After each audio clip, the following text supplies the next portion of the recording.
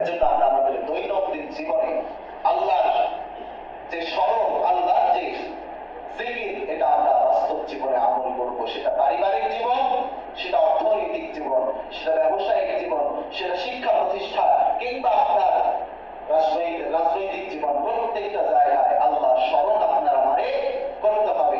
এরপরে আল্লাহ তাআলা পরের অংশটুকুতে কি বলেছেন? ফাযকুরুনি আযকুরুকুম ওয়াশকুরুলি, তোমরা আমার শুকরগুজার বান্দা হও। কি গুজার বান্দা হও? শুকরগুজার করতে আল্লাহ তাআলা এখানে বলেছেন। কিন্তু আমরা বাঙালি শুকরগুজার করতে পছন্দ করি না, আমরা শুকরিয়া আদায় করি না।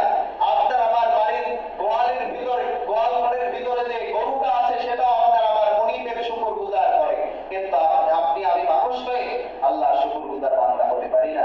দেখবেন 7-8 দিনের বাছুরটাকে বেঁধে রাখা হয়, সারা রাত বেঁধে রেখেছে, সকালবেলা দেখবেন বাছুরটার চোখের এক কর্নারে পানি ভিজে আছে, কান্না করেছে, মা গো তোমার মালিক কত নিষ্ঠুর, দেখো আমাকে বেঁধে রেখেছে, আমাকে বেঁধে রেখেছে, আমাকে তোমার কাছ পর্যন্ত যেতে দেয় না, দুধ খেতে দেয় না, সারা রাত বেঁধে রেখেছে, তুমিও তো আমাকে একটু বাঁচাতে আসলে না।